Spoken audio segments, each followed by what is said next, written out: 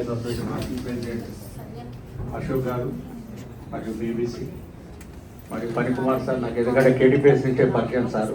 వారు సదానందం సార్ అందులో మనకు నేటి ముఖ్య అతిథి, మరో అతిథి. అదేవిధంగా ఎస్సీ గారికి మరి కేటీపీబీలో పనిచేస్తున్నటువంటి కార్యవర్గ సభ్యులు కానీ, బీసీ అసోసియేషన్ కానీ, ఓసీఎం ప్లేస్ అసోసియేషన్ మరి ఇతర సోదరులందరూ కూడా వందనాలు తెలియజేస్తూ మనకు దాదాపుగా మేము స్టేట్ బాడీ నుంచి 2 సంవత్సరాల నుంచి తీవ్రంగా ఎన్ని ప్లాన్లు కానీ అక్కడక్కడ విజిట్ లేకుండా తీవ్రంగా ఈ సమస్యల మీద మేనేజ్మెంట్తో కొట్లాడుతున్నాం. కరోనా వచ్చిన తర్వాత దాదాపుగా అసోసియేషన్ యాక్టివిటీస్ కూడా మన ఒకటే కాదు, అన్ని అసోసియేషన్ యాక్టివిటీస్ తగ్గిపోయినాయి. అంటే మెంబర్స్తో ఇంటరాక్షన్ కానీ అది లేదు. ఒకటి పిఆర్సీ ఇష్యూ లోపల మొత్తం జేఏసీగా ఫామ్ అయ్యి మనము పెద్ద ఉద్యమం చేసి మనం పిఆర్సీని ఎంతో కొంత మెరుగైన పిఆర్సీని తీసుకోవడం జరిగింది. దాని తర్వాత 2022 నుంచి 2022 నుంచి కూడా ఈ సమస్యల మీదనే మనకు 2 సమస్యలు, ఈ SC ST employees consequential seniority, అదేవిధంగా డైరెక్ట్గా రిక్రూట్మెంట్ అవుతున్నటువంటి ఉద్యోగులు అయితే ఎవరైతున్నారో వాళ్ళకు మెరిట్ బేసిస్ మీద సీనియారిటీ ఫిక్స్ చేయాలనేది అంశాలు. ఈ పోరాట క్రమంలో ఏం జరిగిందంటే మనకు ఓసీ ఎంప్లాయీస్ అసోసియేషన్ కోర్టులో కేసు వేయడము, కేసు జడ్జిమెంట్ వచ్చినా వీళ్ళు ఇంప్లిమెంట్ చేయకపోవడము, దానికి మనకు కారణంగా ఏం చెప్పారంటే ఏపీ ఉద్యోగుల విభజన ఒకటి చెప్పారు, అది అయిపోగానే చేస్తామని చెప్పారు. ఇట్లా దాటవేస్తూ వచ్చిన తర్వాత మొత్తానికి గత బీఆర్ఎస్ ప్రభుత్వంలో ఇట్లా ఎలక్షన్స్ అయిపోయిన తర్వాత 2 ఇష్యూలను సెటిల్ చేస్తామని చెప్పి పదే దఫాలుగా మాకు చెప్పడం జరిగింది. ఒకసారి సీఎండీ గారితో జాయింట్ మీటింగ్ అయినప్పుడు కూడా మన అశోక్ సారు, మన అరుణ్ వీళ్ళంతా మన వాళ్ళు కూడా వచ్చారు. వీళ్ళందరి ముందటనే కూడా సీఎండీ గారు అందరి ముందు ప్రామిట్ చేసి నేను త్వరగానే చేస్తాను. సరే, ఈలోపు ఎలక్షన్స్ రావడము, ఎలక్షన్స్ వచ్చిన తర్వాత 3 సీఎండీలు, ఆ రోజున్న గోపాలరావు గారు కానీ, రఘుమారెడ్డి గారు కానీ, ప్రభాకర్ రావు గారు, వీళ్ళ సమక్షం లోపల మన జేఏసీ నాయకులను మనం పిలవడం జరిగింది. ఆ పిలిచిన సమావేశంలో కూడా చెప్పింది ఏంటంటే మేము దాదాపుగా 10 సంవత్సరాల నుంచి మేము సీఎండీలో ఉన్నాము, ప్రభుత్వంతో కలిసి పనిచేస్తున్నాము, మీరు ఓపిక పట్టండి, ఈ consequential seniority review of promotions చేస్తాము. అదేవిధంగా మెరిట్ కమ్ సీనియారిటీ అయితే క్లియర్ కట్ ఇష్యూ, దానిలో డిస్ప్యూట్ లేదు. 2009 తర్వాత డైరెక్ట్గా రిక్రూట్మెంట్ అయిన ఏ ఉద్యోగం అయినా కానీ మన దగ్గర జేపీఏ నుంచి అసిస్టెంట్ ఇంజనీర్ వరకు డైరెక్ట్ రిక్రూట్మెంట్స్ ఉన్నాయి. వీళ్ళది మెరిట్ బేస్ మీదనే, రిక్రూట్మెంట్ వరకు మాత్రమే రోస్టర్ అంటే దానిలో రిజర్వేషన్ మీకు తెలిసిందే, ఎస్సీ ఎస్టీ బీసీలో ABCDE గ్రూపులు, అదేవిధంగా ఈ మధ్య ఎకనామిక్ వీకర్ సెక్షన్ కూడా 10% రిజర్వేషన్ ప్రభుత్వం కల్పిస్తాం. ఈ రోస్టర్ అనేది 100 పాయింట్ల రోస్టర్ అనేది రిక్రూట్మెంట్ వరకే. దాని తర్వాత వాళ్ళ సీనియారిటీ మాత్రం మెరిట్ మీద చేయాలని మన సర్వీస్ రెగ్యులేషన్ చెప్తున్నది, హైకోర్టు సుప్రీంకోర్టు జడ్జిమెంట్లు చెప్తా ఉన్నాయి. అదే మన గవర్నమెంట్ సంబంధించినటువంటి Telangana state subordinate service rules కూడా అవే చెప్తున్నాయి. మన దాంట్లో కూడా ఏంటంటే అప్పుడు గతంలో గొడవ జరిగినప్పుడు సరే జోనల్ సిస్టమ్ నుంచి పెడతామని చెప్పి ఆనాడున్న సీఎండీ గారు గౌరవనీయులు అజయ్ జైన్ గారు మన జెన్కో కూడా ఎండీ చేసిండు, తర్వాత ట్రాన్స్కో సీఎండీ ఉండే అప్పుడు వారు 2011లోనే ఇచ్చినటువంటి టీవీ అది కొత్తగా వచ్చింది ఏం కాదు. ఈ సమస్యలను తప్పకుండా పరిష్కరిస్తామని చెప్పి సీఎండీలు 3 కూడా మనకు మేము ఒక 6 సభ్యులం వెళ్ళినట్టు జరిగింది, అందరి ముందు ఒప్పుకోవడం జరిగింది. ఈ లోపల ఎలక్షన్స్ రాగానే ఎలక్షన్స్ అయిపోగానే చేస్తామని చెప్పి సరే మనకు ఎలక్షన్స్ అయిపోయినాయి. మాకు చెప్పిన విషయం ఏంటంటే ఏపీ ఎంప్లాయీస్ బైఫర్కేషన్ తర్వాత టేకప్ చేస్తామన్నారు. అంటే 2022 అక్టోబర్ నవంబర్లో ఈ విభజనలో ఏమైందో తెలుసు మీకు. ఈ కండిషన్లతో ఇల్లీగల్ ప్రమోషన్లు ఇస్తే ప్రమోషన్లని క్యాన్సిల్ అయిపోయినాయి, మళ్ళీ కొత్తగా ప్రమోషన్లు మళ్ళీ కొత్త కథ అయిపోయింది.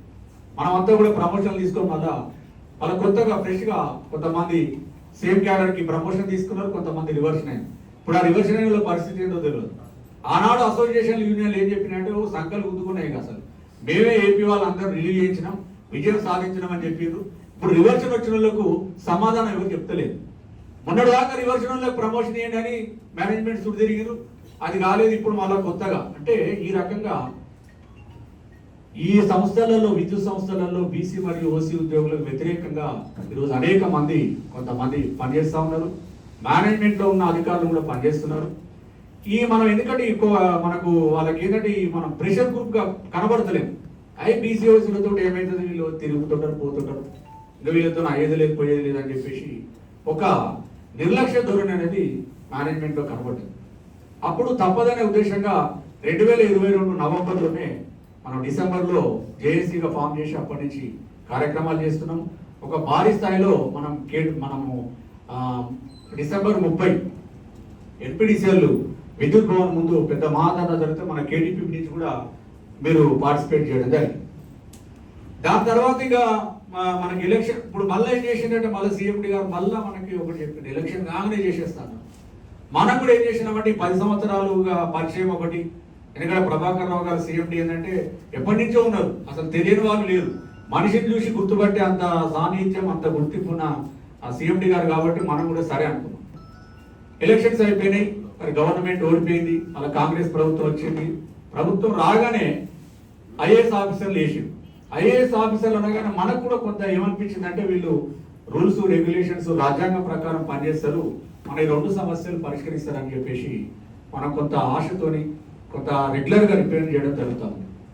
ఇక మనకు రిజ్వీ గారు ఉండే మొదట్లో సీఎండి, మరి రిజ్వీ గారు ఏమన్నారంటే లేదండి ఎలక్షన్ కోడ్ ఉంది, కోడ్ అయిపోయినా మీ సమస్యలు తప్పకుండా చేస్తాం, అది జెన్యూన్ రూల్ ప్రకారమే కదా వాళ్ళు చెప్పారు. ఈలోపు మళ్ళీ రిజ్వీ గారు 6 నెలలు 7 నెలలు అయిపోయింది, ఆయన మార్చేసి ఇప్పుడు రుణాలు సార్ వచ్చిన తర్వాత ఇదంతా ఏదో గందరగోళం ఉన్నట్టుందని ఇప్పుడు ఎస్సీ ఎస్టీ సోదరుల representation, BC OC village representation వాళ్ళకి ఏం చేయాలో అర్థం కాలేదు. కొత్తగా వచ్చింది, వాళ్ళు ఒక జాయింట్ మీటింగ్ పెట్టింది, మనల్ని పిలిచిండ్రు, తర్వాత ఎస్సీ ఎస్టీ జేఏసీ వాళ్ళని కూడా పిలిచింది. మన యొక్క వాదనలు మన యొక్క అన్ని విన్న తర్వాత మేము ఒక నిర్ణయం తీసుకుంటామని చెప్పి ఈలోపు సార్ ఏం చేశారు, ఆయన మెడికల్ లీవ్లో వెళ్ళడం జరిగింది. ఏమైందేమో ప్రభుత్వంలో ఇప్పుడు బట్టి విక్రమార్క డిప్యూటీ సీఎం, మరి వారు లేదు ఇప్పుడు విద్యుత్ సంస్థలలో 7 సంవత్సరాల నుంచి ప్రమోషన్ లేవాట, వాళ్ళకి ఏదో రకంగా ఇవ్వాలని చెప్పేసి ఆ ఇన్ఛార్జ్ సీఎండి, తర్వాత ఈ ఎన్పిడిసిఎల్ సీఎండి వరుణ్ రెడ్డి గారు, ఎస్పీడీసీఎల్ సీఎండి ముషారఫ్ అలీ గారు పిలిచేసి ఏం చెప్పిందో ఏం మాట్లాడుకున్నో మనకు తెలియదు. మొత్తానికైతే ప్రమోషన్ల ప్రక్రియ మొదలుపెట్టిన తర్వాత మేము కూడా అంటే ఎట్లా చేస్తున్నారు ఇప్పుడు, ఎందుకంటే మనకు 2 ఇష్యూలు, కాన్సిక్వెన్షియల్ సీనియారిటీ ఎస్సీ ఎస్టీ ఎంప్లాయీకి సంబంధించింది ఇవ్వాలా ఇవ్వద్దా, దాని మీద ఒక బ్రీఫ్గా చెప్పే ప్రయత్నం చేస్తాం.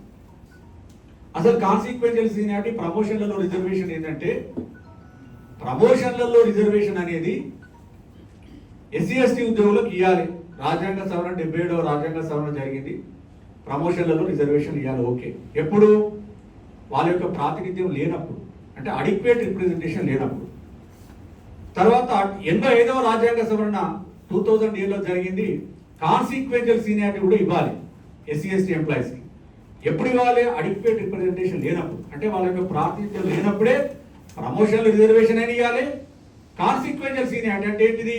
సపోజ్ ఏఈ ఏడి డి తీసుకున్నాం, అదొక అసిస్టెంట్ ఇంజనీర్ నుంచి ఏడీ ప్రమోషన్ ఇచ్చినప్పుడు ఏడీ ప్యానల్ వేస్తారు, ప్రమోషన్ ప్యానల్. ఆ ఏడీ క్యాడర్లో శాంక్షన్ స్ట్రెంత్ ఎంత? సపోజ్ 100 పోస్టులు ఏడీ శాంక్షన్ వేకెన్సీస్ అనుకోండి, ఆల్రెడీ ఒక 60 మంది ఉన్నారు, అంటే ఇంకొక 40 మందికి ఏఈలకు ప్రమోషన్ ఇవ్వాలి. ఇచ్చేటప్పుడు ఏం చేస్తారంటే ఆ ఏడీ క్యాడర్లో 60 మందిలో అడిక్వేట్ రిప్రజెంటేషన్ ఉన్నారా లేదా, అంటే షెడ్యూల్ కాస్ట్ అయితే 15%, షెడ్యూల్ ట్రైబ్ అయితే 6%, ఇప్పుడు 10% ఉంది. వాళ్ళ యొక్క పర్సంటేజ్ ఉన్నట్లయితే ఇవ్వడానికి వీల్లేదు. తక్కువ ఉన్నప్పుడు మాత్రమే రోస్టర్ పెట్టి మళ్ళీ కింద ఏఈ క్యాడర్లో ఎక్కడున్నా కూడా పైకి జంప్ అవుతారు.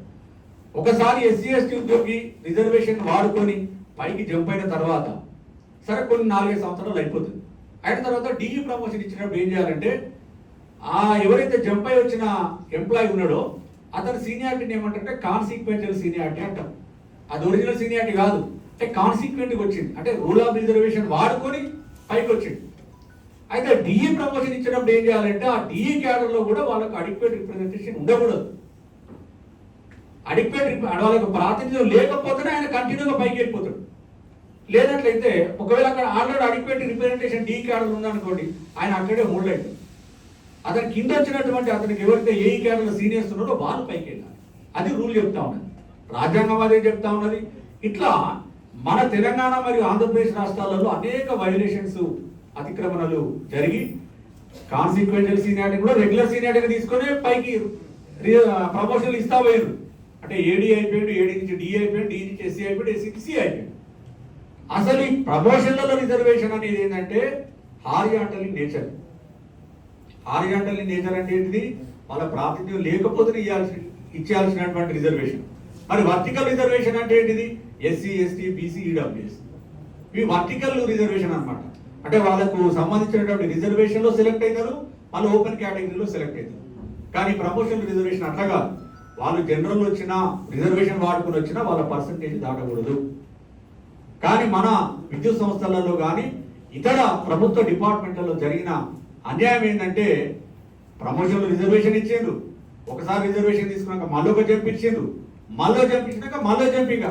ఇదంతా తప్పిన ఎవరిదంటే పిఎన్జి సర్వీసెస్లో అవగాహన లోపము. లేకపోతే అక్కడ ఎట్లుంటారంటే పిఎన్జిలో ఈ ప్రమోషన్ ప్యానల్స్ అవి చేసినప్పుడు వీళ్ళు ఏదో ఒకటి అనుకుంటారు, అది నిజమా కాదని పక్క డిపార్ట్మెంట్లో ఎంక్వైరీ చేస్తారు, మళ్ళీ వాళ్ళు ఏం చేస్తే వీళ్ళు అది చేస్తారు. అంటే దాని మీద ఒక సీరియస్ కసరత్ అనేది ఉండదు. అట్లాంటి పరిస్థితులలో ఉమ్మడి రాష్ట్రంలోనే 2011, 2009లోనే స్టేట్ గవర్నమెంట్ ఉద్యోగులు అడ్మినిస్ట్రేటివ్ ట్రిబ్యునల్లో ఛాలెంజ్ చేశారు. ఈ కాన్సిక్వెన్షియల్ సీనియారిటీ ఇస్తూ మాకు అన్యాయం జరుగుతూ ఉన్నది, ఆ లోపభూషితంగా అమలు చేస్తున్నారని చెప్పినప్పుడు అడ్మినిస్ట్రేటివ్ ట్రిబ్యునల్ ఏం చేసిందంటే కాన్సిక్వెన్షియల్ సీనియారిటీకి సంబంధించినటువంటి జిఓఎంఎస్ నెంబర్ 26 2009లో ఇచ్చింది. ఆ జియోను కొట్టేసినాక స్టేట్ గవర్నమెంట్ ఆఫ్ తెలంగాణ ఏం చేసిందంటే హైకోర్టులో డివిజన్ బెంచ్కి వెళ్ళింది. డివిజన్ బెంచ్లో పూర్తి స్థాయిలో ఆర్గ్యుమెంట్స్ అయినాయి. డివిజన్ బెంచ్ చెప్పిన అబ్జర్వేషన్స్ ఏంటంటే వాళ్ళు చాలా సీరియస్గా ఆర్డర్ పాస్ చేసింది. ఏంటంటే అసలు నువ్వు promotion reservation supreme court orders 2 constitutional bench తీర్పులు ఉన్నాయి. ఒకటి Nagaraj versus union of India, రెండవది జర్నల్ సింగ్ వర్సెస్ ఎల్ఎన్ గుప్తా. ఈ 2 జడ్జిమెంట్లను బేస్ చేసుకొని మీరు ప్రమోషన్లలో రిజర్వేషన్ ఇవ్వండి, ఎప్పుడు ప్రాతినిధ్యం లేనప్పుడు, అంటే అడిక్వేట్ రిప్రజెంటేషన్ లేనప్పుడు. సరే, ఒకసారి ప్రమోషన్లో రిజర్వేషన్ ఇచ్చిండ్రు, మరి ఆ ప్రమోషన్ రిజర్వేషన్ వాడుకునే యొక్క ఆ సీనియారిటీని ఏమంటారు? కాన్సిక్వెన్షియల్ అంటారు. అది ఎట్లా సీనియారిటీ కాదు, దాని ఇవ్వాలన్నా కూడా ఆ పై క్యాడర్లో అడిక్వేట్ రిప్రజెంటేషన్ లేనప్పుడు వేయాలి. మీరు ఏం చూడకుండా కళ్ళు మూసుకొని ఇట్లా ఇచ్చుకుంటూ పోతే చాలా తప్పిదాలు జరిగినాయి. కాబట్టి కనీసం 2011 నుంచి ఇచ్చినటువంటి అన్ని ప్రమోషన్లను రివ్యూ చేయండి. ఎక్కడెక్కడైతే బీసీఓసీ ఎంప్లాయీస్ నష్టం జరిగిందో వాళ్ళకి ప్రమోషన్ చేయండి అని ఆర్డర్ ఇవ్వడం జరిగింది.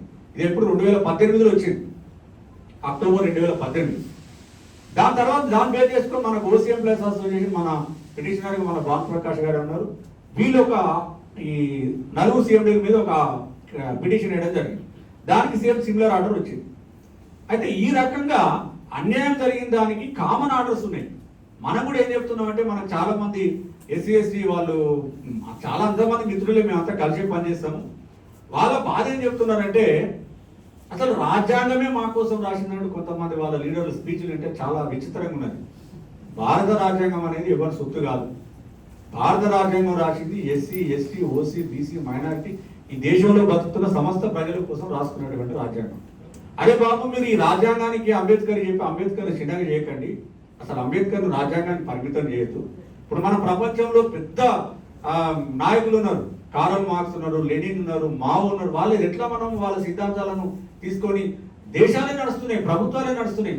ఆ పద్ధతిలో చూడాలి. కానీ రాజ్యాంగమే మా కోసం రాసేందు అంబేద్కర్ను చిన్న చూపు చేస్తూ ఇలా మేనేజ్మెంట్లు కానీ కొంతమంది లీడర్లు తప్పుడు ప్రచారం చేస్తున్నారని మా మీద స్పీచ్లు దంచుతా ఉన్నారు. అంటే ఎంత రాజ్యాంగం ఎవరికైనా స్వంతమా చెప్పండి? రాజ్యాంగం అనేది అందరి కోసం రాసింది. అది వాళ్ళు గుర్తించట్లేదు. గుర్తించకుండా ఏం చేస్తున్నారు? మాలాంటి లీడర్ల మీద దుష్ప్రచారం చేయడం, లేకపోతే మేనేజ్మెంట్ తిట్టడం, ఈ రకంగా నాయకులు చెప్పి వాళ్ళ మెంబర్స్ని తప్పుదో పట్టిస్తున్నారు. మనం ఎక్కడ ప్రమోషన్లో రిజర్వేషన్ వద్దని చెప్పట్లేదు, కాన్సిక్వెన్షియల్ సీనియారిటీ ఇవ్వద్దని చెప్పట్లేదు. ప్రమోషన్లో రిజర్వేషన్ ఇవ్వాలి, కాన్సిక్వెన్షియల్ సీనియారిటీ కూడా ఇవ్వాలి. ఎప్పుడు? Subject to condition of adequacy. Inadequacy ఉంటేనే, అంటే వాళ్ళ యొక్క ప్రాతినిధ్యం లేకపోతే ఇవ్వాలి. ఒక్క ఎస్సీ ఎస్టీకే కాదు, ప్రమోషన్లలో రిజర్వేషన్లు ఇవ్వాలా, ఫిజికల్ హ్యాండిక్యాప్లు కూడా ఉన్నాయి.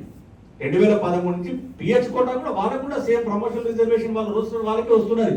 మన దాంట్లో ఇంప్లిమెంట్ చేస్తున్నారు కూడా. ఈ మధ్య ఏమైందంటే నాకు ఒక షెడ్యూల్ కాస్ట్ సోదరుడు ఏం చేసి నాకు మెసేజ్ పెట్టి, సార్ మీరు పలానా యూట్యూబ్ ఆ వీడియో చూడండి, ఈ వీడియో చూడండి, మీరు తప్పుడు ప్రచారం చేస్తున్నారు, మీరు అది చేస్తున్నారు. ఒక మిత్రుడు పెట్టి, నేను ఆయనకి ఎవరో నాకు తెలియదు, అన్నోన్ నంబరు. నేను ఫోన్ చేసి ఏంది పోయి అంటే ఆయన ఒక అసిస్టెంట్ ఇంజనీర్ మన దాంట్లోనే. నేను పేరుగిరి ఏం అడగలేదు. సరే మీరు ఏ కులమే అని అడిగి, నాదైతే పలానా కులం, మా ఊరైతే ఇది, నీ ఊరు చెప్పు, ఇదే కులం అంటే ఆయన మాది అని చెప్పి.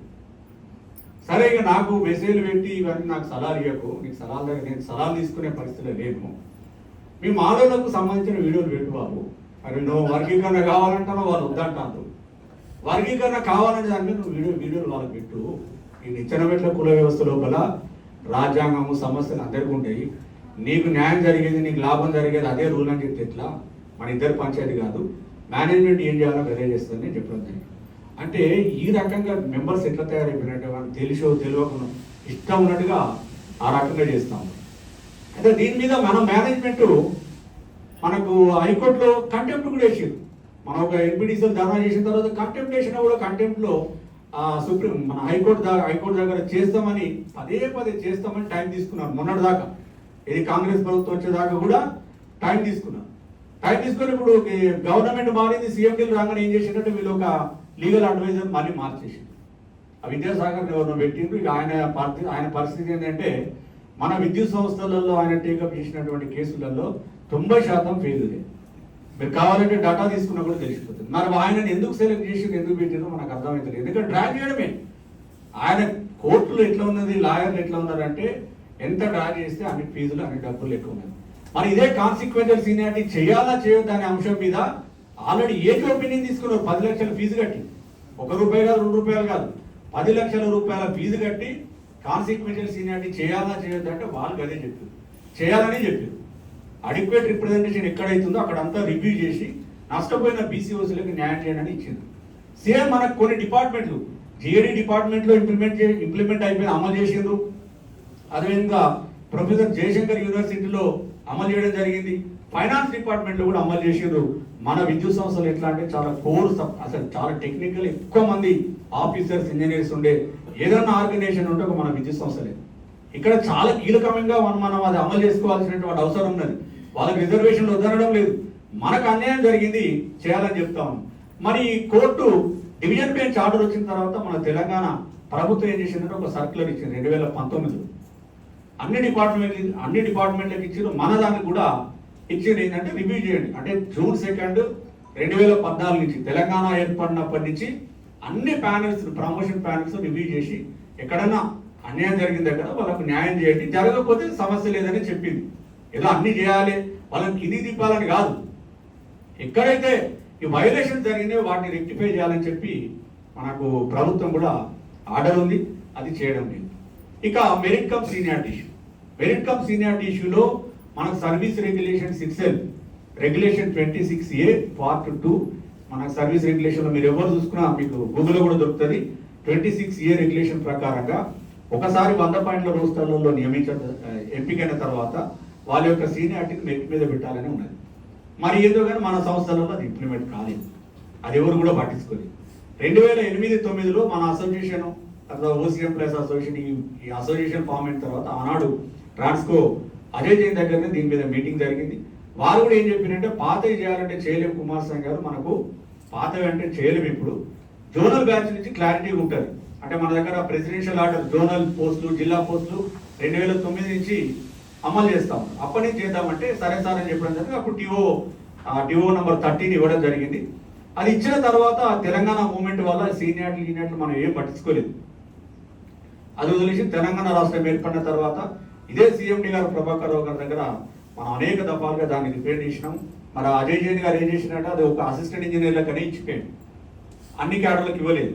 లేదు సార్ అన్ని క్యాడర్లకు ఇవ్వాలంటే వారు కూడా ఏం చేసినట్టు ఒక కమిటీ వేసిన తర్వాత 2021లో మీకు తెలిసిన విషయమే ట్రాన్స్ఫ్లోక్ ఆర్డర్, జెన్కో ఆర్డర్, ఎన్పీడీసీఎల్, ఎస్పీడీసీఎల్లో ఆర్డర్స్ ఇవ్వడం జరిగింది. కొన్ని క్యాడర్స్కి ఇంప్లిమెంట్ చేయడం కూడా జరిగింది. ఈ కాన్సిక్వెన్షియల్ ఇష్యూతో పాటుగా మెరిట్ కమ్ సీనియారిటీ కూడా అట్లా పెట్టొద్దు, రోస్టర్ పెట్టాలని మనకు సిస్టర్ జేఏసీ వాళ్ళు కొంత ఆందోళన చేసారు.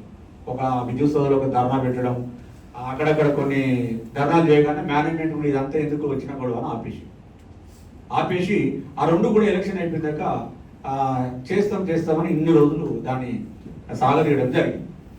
ఈ ప్రస్తుత పరిస్థితులలో ప్రభుత్వం మారిన తర్వాత ఐఏఎస్ అధికారులు వచ్చిన తర్వాత మనకు చట్టపరంగా, రాజ్యాంగబద్ధంగా, న్యాయపరంగా పనిచేస్తామని మనం అనుకుంటే ఈ మధ్య కాలంలో డిప్యూటీ సీఎం గారు చెప్పిందని చెప్పేసి వాళ్ళ పాత పద్ధతుల్లో ఏదో ఒకటి తొందరగా, ఎందుకంటే వాళ్ళకి ఇప్పుడు మనం ఐఏఎస్ ఆఫీసర్లు అంటే మనం ఒకప్పుడు ఎట్లా చూసినాము, రేచల్ చటర్జీ గారు, లేకపోతే సుదీప్త భట్టాచార్య, మన రాష్ట్రం ఏర్పడేదాకా ఉన్న విజయానంద్ గారు అసలు వాళ్ళ స్టైల్ ఆఫ్ ఫంక్షనింగ్ ఒక రకంగా చాలా బాగుండేది. విజయానంద్ మనకు జెన్కో ఎండి అయిన తర్వాత ఇంటర్వ్యూలు కూడా ఎత్తేసిండు. ఏజ్ రిక్రూట్మెంట్ కానీ సబీనియర్ రిక్రూట్మెంట్ కానీ ఇంటర్వ్యూలు కూడా లేవు. అంతకుముందు ఇంటర్వ్యూలు ఉండే. ఇంటర్వ్యూ ఉంటే ఏంటంటే అవినీతికి ఆస్కారం ఉంటుందనే ఉద్దేశంగా ఇంటర్వ్యూలు కూడా ఎత్తేసి అంత ట్రాన్స్పరెన్సీగా చేయాలనే పరిస్థితి అప్పుడు ఉండే. మరి ఇప్పుడున్న వాళ్ళు ఏందో ప్రభుత్వంలో ఉన్న పెద్దలు ఏం చెప్తే కలిగేయాలన్న పరిస్థితిలో ఈ రోజు ఐఏఎస్ అధికారులు ఉన్నారు.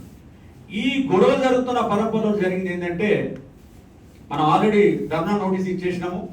ధర్నా నోటీస్ ఇచ్చినా కూడా మనకి ఎన్పీడీసీఎల్ సీఎండి గారు వరుణ్ రెడ్డి గారు అన్ని యూనియన్లకు అసోసియేషన్లతో ఒక మీటింగ్ పిలిచారు. అంటే ఎన్పీడీసీఎల్ మనకు అక్కడ సదానందం సార్ ఉంటారు, మనకు రాజేందర్ గారు సెక్రటరీ ఉంటారు. మన తరఫున వాళ్ళు తర్వాత ఓసీ ఎంప్లాయీస్ నుంచి కూడా ఒక 2-3 ఆ మీటింగ్లో పార్టిసిపేట్ చేశారు. ఆ రోజు మేనేజ్మెంట్ నుంచి చెప్పినటువంటి ప్రపోజల్ ఏంటంటే మీరు పెట్టిన 2 ఇష్యూలు కాన్సిక్వెన్షియల్ సీనియారిటీ, ఇచ్చిన ప్రమోషన్ రివ్యూ చేయాలి, అదొక పాయింట్. రెండవది మెరిట్ కమ్ సీనియారిటీ. ఈ 2 ఇష్యూల మీద మేము ఒక నిర్ణయానికి వచ్చినాం మేనేజ్మెంట్ నుంచి. ఈ కాన్సిక్వెన్షియల్ సీనియారిటీ ఇష్యూలో ఒక 2-3 డిపార్ట్మెంట్లు మాత్రమే అమలు చేసినాయి, ఇంకా మిగతా ఎక్కడ చేయలేదు. దాని మీద ఇంకా మాకు కొంత క్లారిఫికేషన్ రావాల్సి ఉంది. అది మాత్రం ఎందుకంటే రిటైర్మెంట్ స్టార్ట్ అయినాయి, మీరు అందరూ కూడా అలా బీసీఓసీ కూడా నష్టపోతున్నారు. కండిషనల్గా అవి ఇస్తాం కొద్ది రోజులు, అంటే క్లారిటీ వచ్చేంత. ఈ 2009 తర్వాత రిక్రూట్మెంట్ అయినటువంటి జేఎల్ఎం కానీ జేపీఏ కానీ అన్ని క్యాడర్లు ప్రమోషన్లు మెరిట్ ప్రకారం ఇస్తామని చెప్పి వారు చెప్పడం జరిగింది. దాని మీద మీ అభిప్రాయం చెప్పండి అని మనల్ని అడిగినప్పుడు మన వాళ్ళు చెప్పిన ప్రపోజల్ ఏంటంటే సార్ ఇప్పటికే 2 సంవత్సరాల నుంచి దాదాపుగా 1.5 year పైన ప్రమోషన్లు ఆగిపోయినాయి. మా మెంబర్స్ అయితే పూర్తిగా అసంతృప్తితో ఉన్నారు. ఈ కండిషనల్ ప్రమోషన్లు అనేది టైం బౌండ్ పెట్టుకోండి, 1 రోజుల 2 నెలల. కండిషన్లు ఇచ్చుకుంటూ పోతుంటే కండిషన్లు పెట్టి ఇల్లీగల్ ప్రమోషన్లు అయితే ఇవ్వకండి. ఇల్లీగల్ ప్రమోషన్ ఇస్తే ఏమైంది, ఉద్యోగుల ఏపీ విభజన ఉద్యోగులప్పుడు అన్ని ఆర్డర్స్ క్యాన్సిల్ అయిపోయి రివర్స్ అయ్యాయి. దానికి ఎవరిది బాధ్యత లేదన్నట్టుగా మన సంఘాలు పనిచేస్తాం. మరి అట్లా ఇవ్వద్దు సార్, ఇంకా మెరిట్ కమ్ సీనియారిటీ ప్రకారం మీరు చెప్పినట్టుగా ఉండండి అని మన వాళ్ళు చెప్పారు. ఇమీడియట్గా ఎస్సీ ఎస్టీ ఎంప్లాయీస్ అసోసియేషన్ వాళ్ళు లేదు సార్, మెరిట్ కమ్ సీనియారిటీ అనేది మాకు సంబంధం లేదు, రోస్టర్ ప్రకారమే సీనియారిటీ పెట్టి ప్రమోషన్లు ఇవ్వాలి. ఎంతో కాలం నుంచి అసలు మాకు గత సీఎండీలో మాకు ఫేవర్ చేసిండు, మీరు వచ్చి అదొక సాంప్రదాయం ఆచారంగా అది అమలైతా ఉన్నది, దాన్ని మీరు మా పొట్ట మీద కొడతారా సార్, మాకు రూల్స్ రెగ్యులేషన్తో సంబంధం లేదు, రోస్టర్ ప్రకారమే పెట్టియాలని చెప్పి వాళ్ళు చెప్పడం జరిగింది. సరే ఈ పంచాయతీ అంతా తెలియదు లేదా ఆయన లేచిపోవడం జరిగింది. మనం ఏమనుకున్నాం అంటే ఇంకా ప్రమోషన్ మరి దీని మీద, ఎందుకంటే గవర్నమెంట్ కూడా క్లారిఫికేషన్ రాసినారు, ఇంకా ఇప్పటివరకు గవర్నమెంట్ క్లారిఫికేషన్ రాలేదు, అది వచ్చినాక చేస్తారు అని మనం చూస్తున్నాం. ఈ లోపే ఈ అన్ని అసోసియేషన్లు సంఘాలు పోయినాయి, డిప్యూటీ సీఎం గారిని కలిసేది, అక్కడ ఇప్పుడు ఇన్ఛార్జ్ సీఎండి సందీప్ కుమార్ సుల్తాన్ ఉండి ఆయనను కలిసేది. ఏం జరిగింది ఏందో సార్, మీరు ప్రమోషన్లు ఇవ్వండి, ఎట్లు ఇస్తారనేది మాకు సంబంధం లేదు, ఎట్లు ఇచ్చినా పర్వాలేదు అని అన్ని యూనియన్ అసోసియేషన్లు, ఇంకా ఎన్పీడీసీలో మాత్రం అండర్టేకింగ్ కూడా రాసిచ్చారు. అంటే మనము ఈ సర్వీస్ అసోసియేషన్లు యూనియన్ లేనిది రూల్ ప్రకారం, చట్టం ప్రకారం, రాజ్యాంగం ప్రకారం పనిచేయాలి. అట్లా లేదట, ప్రమోషన్లు ఎవరికని మాకు సంబంధం లేదు కానీ ఇవ్వాలి. ఇంకా మేనేజ్మెంట్ ఏం చేస్తుంది ఇదంతా కానీ ఇంకా ఇమీడియట్గా ప్రమోషన్లు ఇచ్చేయాలి. ఈ ఫీడర్ పోస్టులో జాబ్ క్యాలెండర్ ఒకటి గవర్నమెంట్ డిక్లేర్ చేసింది కదా, జేఎల్ఎం ఇన్ని పోస్టులు, ఇన్ని పోస్టులు, ఇదంతా నోటిఫికేషన్ ఇచ్చుకోవాలని చెప్పేసి ఇప్పుడు ఏమో ఇక్కడికి వచ్చింది. గతంలో కండిషన్ పెట్టిండ్రు, ఇప్పుడు అడాక్ వచ్చింది మన కథ. మొత్తం విద్యుత్ సంస్థలలో మీరు వాట్సాప్ గ్రూప్లలో చూసే ఉంటారు, అడాక్ ప్రమోషన్ అట, కండిషన్లకు అదనంగా ఇంకా అడాక్ కలిపింది. అది రేపు ఏమవుతుందో కూడా తెలియదు. అందుకే నిన్న మొన్న ఎస్పీడీసీఎల్ సీఎండి గారిని కలిసిన మేమంతా ఒక 10 మంది పోయి కలిస్తే sir IAS officer, young IAS officer అని, ఏం సార్ మీరు ఐఏఎస్ ఆఫీసర్ ఇట్లా ఉంటే ఎట్లా, రూల్స్ ప్రకారం పనిచేయాలి కదా, ఒక అమాయకుడు ఉంటాడు మరి వాడిని వదిలేస్తారా, ఇది ఓపెన్ కాదు కదా. మీరు ఐఏఎస్ అధికారి అంటే రూల్ ప్రకారం పనిచేయాలంటే వారు ఏం చెప్పినట్టుగా ఒక లిస్ట్ పెట్టిండు నా ముందట పెట్టి, ఎస్సీ టు సిఎండి ఇచ్చినాము, దానిలో మీ వాళ్ళకి ఎంత అన్యాయం జరిగింది, ఇట్లా లెక్కలేస్తున్నాడు. సార్ అన్యాయం కాదు, సరే మీరు ఇచ్చిన అడాక్ ప్రమోషన్లు కండిషనలే కదా, నేను ఒక 10 మంది పేర్లు ఇస్తాను, 2 చీఫ్ ఇంజనీర్లు, 2 సీజీఎం ఫైనాన్స్లు, 2 ఎస్ఏఓలు, 2 డిఈ పోస్టులు, 2 ఎస్సీ పోస్టులు ఇవ్వండి మా, ఎందుకంటే నువ్వు ఇచ్చేది అడాకే కదా. అడాక్ బేస్ మీద కండిషన్లు పెట్టించి రూల్స్ లేనప్పుడు ఎవరికి ఇస్తే ఉన్నదిగా అనే విధంగా మన వాళ్ళకి సమాధానం లేదు, ఇక వాళ్ళ దగ్గర సమాధానం లేదు. అట్లా ఇవాళ మేనేజ్మెంట్లు పనిచేస్తున్నాయి. మనం తప్పని పరిస్థితులలో నిజంగా మీరు నమ్ముతారు నమ్మరు, దాదాపు 2 years నుంచి మాకు అసలు టైం దొరకలేదు. ఆ కోర్టు కేసులు, కోర్టు లాయర్లు అడ్వైజ్ తీసుకోవడం, ఈ మేనేజ్మెంట్ కలవడం, రిప్రజెంటేషన్ మీరు వాట్సాప్లలో మేము కొన్ని పెడతలేము. చాలా మంది ఏం చేస్తారంటే ఆడ రిప్రజెంటేషన్ ఏమున్నా పెడతారు. కొన్ని సంఘాల వాళ్ళు ఏం చేస్తారంటే ఆడ సీఎండి కలిసి ఇచ్చేది ఉండదు, కానీ వాట్సాప్లలో తిరుగుతాయి. మేము అట్లా కాదు, ఇంపార్టెంట్వే ఈ మధ్య పెడుతున్నాం, అంతకుముందు పెట్టేది కాదు. అయితే ఈ పరిస్థితుల్లో, తప్పని పరిస్థితుల్లో మనం ఒక 5 డిమాండ్లను, 5 సమస్యలు, కామన్ సమస్యలను మనం ఎంపిక చేసుకొని, మొదటి డిమాండ్ ఏంటంటే కండిషన్ల పేరు మీద ఇస్తున్నటువంటి ప్రమోషన్లు ఏవైతున్నాయో విద్యుత్ సంస్థలలో, జెన్కో, ట్రాన్స్కో, డిస్ట్రిబ్యూషన్ కంపెనీలలో, వాటి మీద హైకోర్టు సిట్టింగ్ జడ్జి చేత న్యాయ విచారణ లేదంటే జ్యుడిషియల్ ఎంక్వైరీ చేయాలని చెప్పేసి మన ఫస్ట్ డిమాండ్. అది ఈ ప్రమోషన్ కాదు. అసలు ఇప్పుడు ఇప్పుడు ఏ సంఘం చెప్తున్నారు కరెక్టు, ఏ సంఘం చెప్తున్నారు తప్పు, మేనేజ్మెంట్ ఏం చేస్తుంది, అసలు లీగల్ ఒపీనియన్ ఎవరు ఇస్తున్నారు, లీగల్ ఒపీనియన్ అట్లెందుకు ఇస్తున్నారు, కోర్టులలో కేసుల మీద వాయిదాలు తీసుకొని కంటెంప్ట్ కేసులలో కూడా వాయిదాలు ఎంక్వైరీ తీసుకుంటారు. ఇదంతా తెలియాలంటే ఏంది, ఒక జ్యుడిషియల్ ఎంక్వైరీ జరుగుతుంది తప్ప తెలియదు. ఇప్పుడు ఎందుకంటే మనకు భద్రాద్రి, యాదాద్రి పవర్ పర్చేస్ మీద ఆల్రెడీ ఒక కమిషన్ నడుస్తున్న జ్యుడిషియల్ ఎంక్వైరీ, దాంతో పాటుగా పదోన్నతుల మీద వేస్తే తప్ప ఇది తెలియదని చెప్పేసి ఫస్ట్ డిమాండ్. రెండో డిమాండ్ జూన్ 2, 2014 తర్వాత ఇచ్చిన అన్ని ప్రమోషన్ ప్యానెల్స్ ని జేపీఏ నుంచి మొదలుకుంటే చీఫ్ ఇంజనీర్, ఎగ్జిక్యూటివ్ డైరెక్టర్ వరకు కూడా అన్ని ప్యానెల్స్ రివ్యూ చేయాలనేది రెండో డిమాండ్. దానిలో నష్టపోయిన బీసీఓసీ ఉద్యోగులకు ప్రమోషన్ ఇవ్వాలనేది రెండో డిమాండ్. మూడోది మెరిట్ కమ్ సీనియారిటీ. ఇక మెరిట్ కమ్ సీనియారిటీ ఏంటంటే మనం ఆల్రెడీ 2009 నుంచి ఇంప్లిమెంట్ చేయాలని ఆర్డర్స్ లైవ్ లో ఉన్నాయి. ఈ రోజే మన కేటీపీలో కూడా ఇప్పటి వరకు కూడా ఆ సీనియారిటీ రివైజ్ చేయలేదు, జేపీఏలేదు. ఇక్కడ 354 మందిని రిక్రూట్మెంట్ చేసిండ్రు, వాళ్ళది సీనియారిటీ ఎట్లుందో ఏమో తెలియదు. అయితే ఈ మొత్తం విద్యుత్ సంస్థలలో రెగ్యులేషన్ 26A ప్రకారంగా అన్ని సీనియారిటీలను మెరిట్ బేస్ మీద పెట్టాలని ప్రకటించాలని మనం మూడో డిమాండ్. దాంట్లో మనకి ఎందుకంటే ఇప్పుడు ఈ మధ్యన ఒక హైకోర్టు జడ్జిమెంట్ కూడా వచ్చింది 2009 నుంచి, ఏమో ఆల్రెడీ కమిటెడ్ అదా ఆర్డర్స్ ఉన్నాయి. ఇక దాన్ని ఎవరు కాదనే పరిస్థితి ఉండకపోవచ్చు. దానికంటే ముందు కూడా ఒకసారి ఆలోచన చేసి దాని మీద నిర్ణయం తీసుకోండి అని హైకోర్టు 3 నెలల సమయం కూడా ఇవ్వడం జరిగింది. వీళ్ళు మనకు రిప్రజెంటేషన్ కూడా సీఎండీలకు 4 ఇవ్వడం జరిగింది. ఇక నాలుగో డిమాండ్ ఏంటంటే మనకు తెలంగాణ రాష్ట్రం ఏర్పడ్డాక అసలు ఎక్కువ నష్టపోయింది ఏంటంటే విద్యుత్ సంస్థలే. ఏ రకంగా చూసినా నష్టం జరిగింది. ఇంకా సీనియారిటీలు అంతకుముందన్న మా సీనియారిటీ ఇది మా ప్లేస్ ఇక్కడ ఉందని మనకు తెలిసేది. ఇప్పుడు మా తెలంగాణ రాష్ట్రం వచ్చిన తర్వాత సీనియారిటీలు డిక్లేర్ చేసేది లేదు, పబ్లిక్ చేసేది లేదు, మనల్ని ఆబ్జెక్షన్ అడిగింది లేదు. ప్రమోషన్ రేపిస్తున్నట్టు రాత్రి లిస్టులు తయారవుతుంది. అసలు మన పేరు ఎక్కడుందో తెలియదు, మన ప్లేస్ అసలు మన వరకు వస్తుందో లేదో తెలియదు. ఆ పరిస్థితులలో ఇవాళ మేనేజ్మెంట్ ఉన్నది. అన్ని క్యాడర్లు జేపీఏ నుంచి మొదలుకుంటే చీఫ్ ఇంజనీర్ దాకా ఇమీడియట్గా ఫైనల్ సీనియారిటీలు పబ్లిష్ చేయాలనేది మన 4వ డిమాండ్. ఇంకా 5వ డిమాండ్ మనకు ఆర్టిజన్స్ కార్మికులు, మనకు తెలిసిన విషయమే. వాళ్ళకు ఆర్టిజన్స్గా రెగ్యులరైజ్ చేసేటప్పుడు వాళ్ళకు స్టాండింగ్ ఆర్డర్స్ ఒకటి ఇవ్వడం జరిగింది. స్టాండింగ్ ఆర్డర్స్ ఇచ్చింది ఏంది, వాళ్ళ క్యాడర్ 5 సంవత్సరాల తర్వాత ఆర్టిజన్ గ్రేడ్ 4 నుంచి గ్రేడ్ 3కి, గ్రేడ్ 3 నుంచి గ్రేడ్ 2కి అట్లా ప్రమోషన్లు ఇవ్వాలని స్టాండింగ్ ఆర్డర్స్ ఉన్నాయి. అవి కూడా ఇంప్లిమెంట్ చేస్తలేదు. కానీ వాళ్ళు కోరుకునేది ఏంటంటే ఏపీఎస్సిబి రెగ్యులేషన్స్, రూల్స్ ప్రకారంగా మాకు ఎలిజిబిలిటీని బట్టి ప్రమోషన్ ఇవ్వాలని వాళ్ళు అడుగుతున్నారు. వాళ్ళ కోరిక మేరకు ఆ డిమాండ్ కూడా పెట్టడం జరిగింది. ఈ సమస్యల మీద మనం ముందుకెళ్తా ఉన్నాము.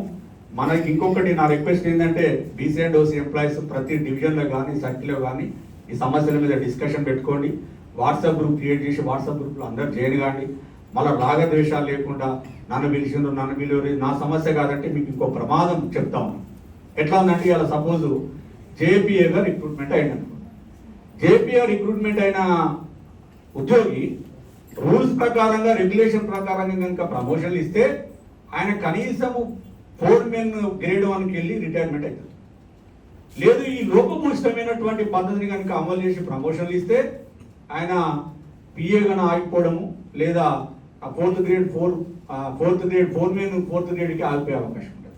ఇంకా ఆ ప్రమోషన్ కూడా రాకపోవచ్చు. ఇంకా ఇంజనీర్ల విషయానికి వస్తే ఈరోజు అసిస్టెంట్ ఇంజనీర్గా జాయిన్ అయినటువంటి ఉద్యోగి కరెక్ట్గా కనుక రూల్స్ ప్రకారం కనుక ప్రమోషన్లు ఇస్తే ఆయన కనీసం డీగా నన్ను రిటైర్ అవుతారు, లేదా ఎస్సీగా 1 రోజులు 2 నెలలు 6 నెలలు చేసి రిటైర్మెంట్ అయ్యే అవకాశం ఉంటుంది. లేదు ఈ పాత పద్ధతులు కనుక ఇచ్చుకుంటే ఆయన డీ కూడా కాదు, ఏడీగానే రిటైర్ అయిపోతారు. ఈరోజు ఈ లోపభూయిష్టమైన విధానాలు అమలు చేయడం వల్ల ఈ 20 సంవత్సరాలలో అంటే 2003 నుంచి రిజర్వేషన్లు అమలు చేస్తా ఉన్నారు. ఈ లోపభూయిష్టంగా అమలు చేయడం వల్ల ఇప్పుడున్న పరిస్థితి ఏంటి? చీఫ్ ఇంజనీర్ క్యాడర్లో అన్ని డిపార్ట్మెంట్లలో 80% ఎస్సీ ఎస్టీ ఉద్యోగులు వచ్చింది. ఇంకా కొన్ని దాంట్లో 100% అయిపోయింది. నెక్స్ట్ సూపరింటెండింగ్ ఇంజనీర్ తీసుకోండి, ఎస్సీ క్యాడర్లో 60% 70% వచ్చేసింది. రేపు ఇంకొక 5 సంవత్సరాలలో డీలో కూడా ఓసీబీసీలు వచ్చే అవకాశం లేదని ఈ సందర్భంగా తెలియజేస్తున్నా. ఇది ప్రతి ఒక్కరి కావాల్సినటువంటి వ్యక్తిగతంగా మనం తీసుకోవాలి. మరి మన ఇక్కడ లోకల్ కార్యవర్గ సభ్యులు ఏ పిలుపునిచ్చినా మీరు గ్యాదర్ కాండి, ఒక దగ్గర సమావేశం కాండి. దాదాపు మన దగ్గర నుంచి ఒక 2 బస్సులు, ఒక 20-30 కార్లలో మీరు రావాలని మేము జేఏసీ నుంచి ఆహ్వానిస్తున్నాం.